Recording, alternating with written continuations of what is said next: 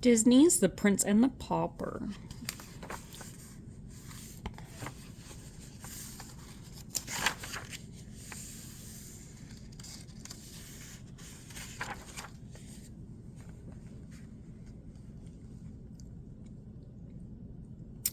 For many years, England had a wise and good king.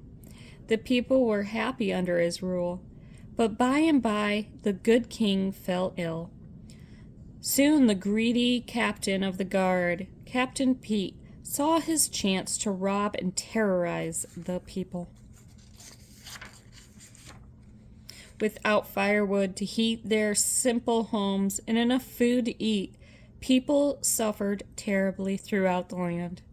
It seemed that no one could save the kingdom from the thieving Captain Pete until one day. "Kindlin', fresh kindling," called Mickey. Beside him, Goofy shouted, "Get your snow cones here, Plane and Rock and Twig." And the two friends were hungry and cold, but they tried to make the best of things.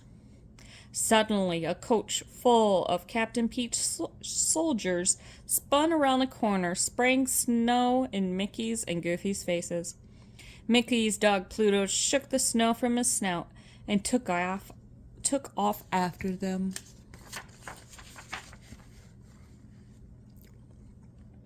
Mickey chased Pluto all the way to the castle. When one of Pete's guards caught sight of Mickey, he bowed so low that his nose almost touched the ground. "Welcome home, young prince," he said. "You fool," growled Captain Pete. "Don't you know the prince is still up in his room?" He grabbed Mickey and was about to throw him out when the prince called down to Captain Pete. "That is no way to treat one of my subjects. Unhand the lad and send him up to me." As Mickey tried to find the prince's room, he stared at luxurious castle furnishings. He was so busy looking around that he forgot to watch where he was going. With a loud crash, he stumbled into several suits of armor. Just then the prince appeared. He was about to greet Mickey when the helmets toppled onto each of their heads. Mickey and the prince pulled off their helmets and gasped. "You look just like me," cried Mickey. No, no, no," cried the prince. "You mean you look just like me. Exactly like me." Then the prince had an idea. "I could take your place for just one day." "I'm tired of being a prince," he said. "I'm tired of studying and fencing and never having time for myself. I'd like to see what's going on outside these castle walls."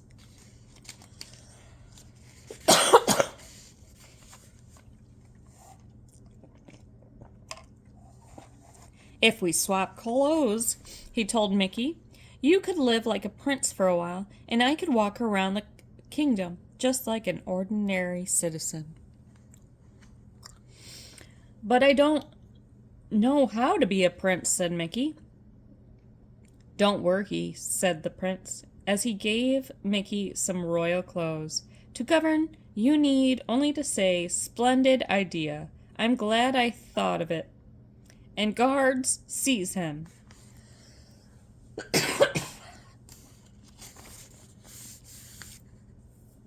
The prince put on Mickey's clothes, climbed through the window, and slid down the vine. "I'll be back in the wink of an eye," he called. Mistakenly the prince for Mickey, Captain Pete grabbed him as soon as he reached the ground. Then he placed the prince in a catapult and fired him over the castle wall. "And stay out!" Captain Pete shouted.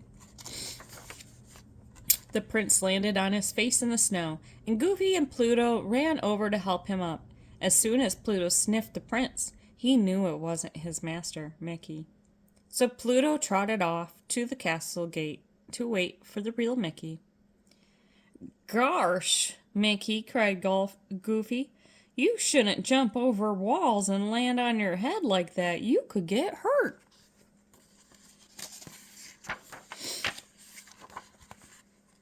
Of course, the prince had no idea who Goofy was. I'm Goofy, remember? Said Mickey's friend. So I see, my good man, the prince mumbled. But I really must be going. Ta-ta. Now Goofy was really confused. Mickey had certainly never talked this way before. Once the prince managed to get away from Goofy, he began to enjoy his new surroundings. What a nice little place, he said to himself. I really must try to come here more often.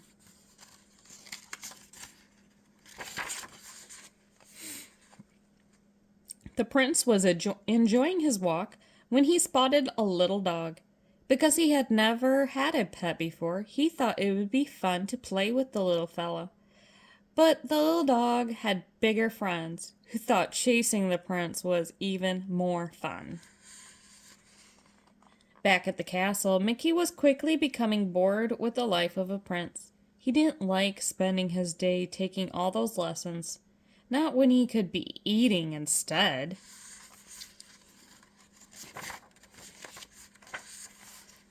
Mickey licked his lips as Donald and the prince's butler carved a giant turkey. Mickey was about to help himself, but Donald pushed him away. Your Highness, said Donald. Not yet. Remember, I have to taste it first. What if one of your enemies is trying to poison you? What enemies? Asked Mickey. But Donald didn't answer. His mouth was too full, and before Mickey could get a taste, Donald gobbled up everything on the platter. Outside the castle, the real prince quickly discovered that the greatest enemies of the townspeople were the king's own soldiers. Captain Pete had been ordering his men to steal everything they could carry. The prince was horrified. As the prince, I command you to give back everything that you have stolen, he declared. Prince, scoffed the soldier. Oh, I get it. You forgot to wear your crown today, he said, as he clobbered the prince with a pumpkin. How's that for a crown? Then the prince remembered something. I can prove I'm the prince, he shouted. He showed them his royal ring, the only thing he had brought from the castle. Everyone bowed before the prince when they saw it, even the soldier who had a cart of stolen food. It is the prince, he cried.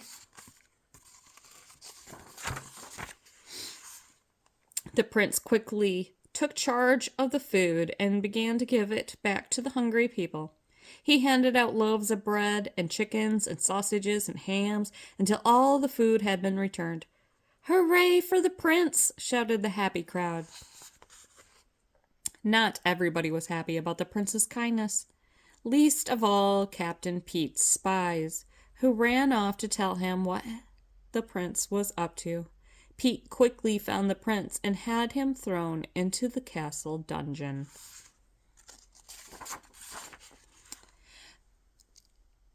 Donald was in prison too. The prince wept as he sat on the cold stone floor because he had changed places with Mickey. He had not been with his father when the king died, and now Mickey, the pauper, would be crowned king. Suddenly, there was a sound of heavy footsteps. Donald and the prince peered through the cell door to see a tall, dark figure coming toward them. He was carrying a very sharp axe. It's a royal executioner, gasped Donald. Captain Pete must have sent him. The prince and Donald shuddered as the executioner approached. To their great surprise, he tripped in his long robe and knocked the guards unconscious with the side of his axe. Gosh, I'm sorry, cried Goofy as he pulled off his hood. Donald grabbed the keys from Goofy and unlocked the door. Meanwhile, Captain Pete continued his evil plan. He was forcing Mickey to become the new king to make sure that Mickey would obey his orders. Pete had kidnapped Pluto. Pete knew that Mickey would never do anything to put his dog in danger. With Mickey on the throne, Captain Pete could control the kingdom. Just as the crown was about to be placed on Mickey's head, Mickey ducked and said, "Stop! Captain Pete is a traitor! Guards, seize him!" "The boy is an impostor!" shouted Pete. "But I am not," called out the prince, bursting into the room as he rushed towards Captain Pete and snatched the sword from the guard, and the fight was on.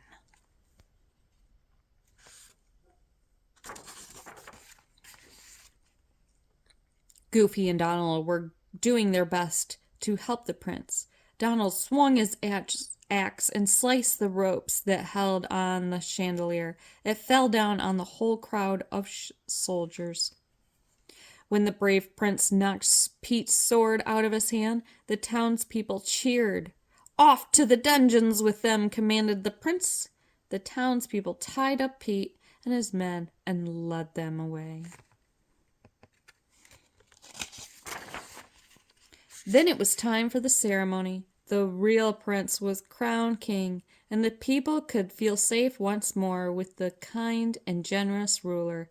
The people all lived happily ever after, thanks to Mickey, Goofy, and Donald. The end. All right, bye. Love you.